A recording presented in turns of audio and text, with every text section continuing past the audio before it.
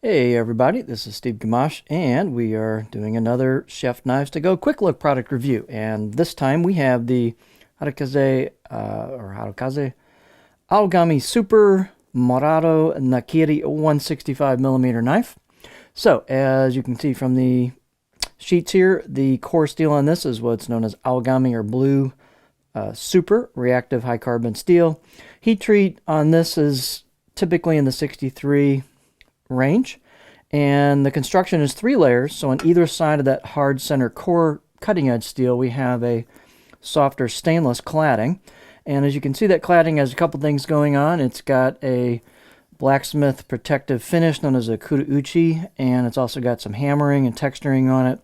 And so it's a really nice looking knife. There's a lot of cool aesthetics to this. The weight and dimensions on these can vary a little bit from knife to knife. This particular one is 168 grams, or 5.9 ounces. The edge length to the kind of usable part of the tip here is about 165 millimeters, and the overall length is about 12.2 inches. These are fairly thin blades, and they pretty much just have the same thickness all the way through at the spine. With the hammering, it's a little hard to get a super accurate reading because of the dimples extend up to the spine, but it's about 2 millimeters, pretty much the same all the way down. So it's a fairly stiff blade. The blade height, I usually measure these knives 2 places. So at the back, it's about 52.4 millimeters, and halfway down, it's about 52 millimeters. So fairly similar height all the way down. The handle is a ambidextrous oval walnut with the maple ferrule, and the fit and finish is pretty nice on this one. They're usually pretty smooth all the way through, so got a nice install as well. Pretty tight glue up there with the tang, so seal that up nice. Handle circumference where the two woods meet is about 75 millimeters or 3 inches, so pretty standard height or standard size handle for this. In terms of overall handling, you've got really well done fit and finish on this. It's not super relieved, but they've got enough relief at the choil, the back of the blade here, into the neck, where it's pretty comfortable. And then they've done a little bit on the spine as well. There's no sharp edges, but it's not like super rounded or anything. So you've got a nice spot for your finger right there, and that makes a pinch grip pretty easy.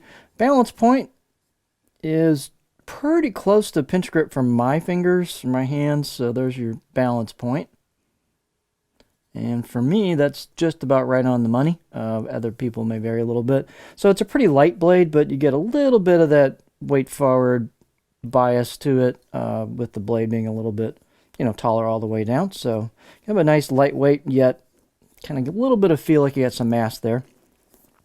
Let's get our beauty shot here on this guy.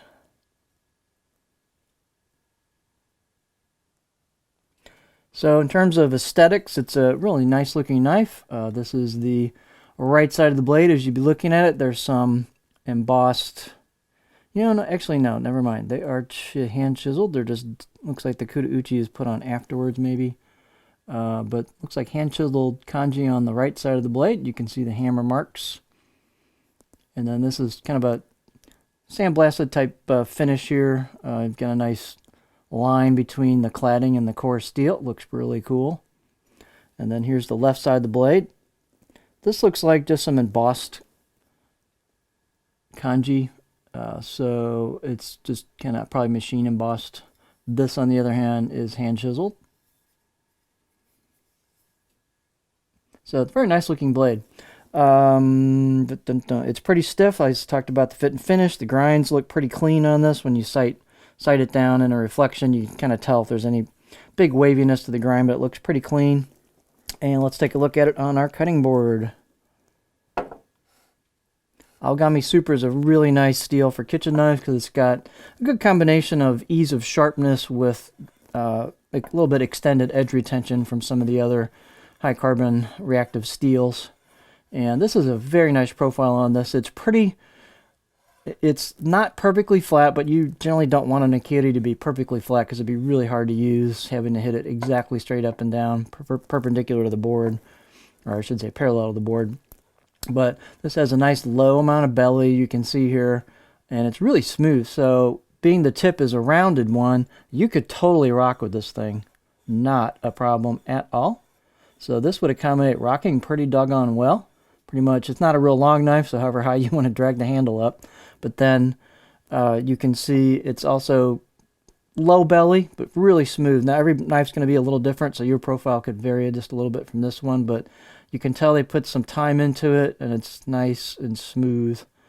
So this should work really well for a variety of techniques, including some rocking, which is pretty sweet because you don't always get to rock a Nakiri very often. So neat package. So this is the Harukaze Aogami Super AS Morado Nakiri 165mm knife.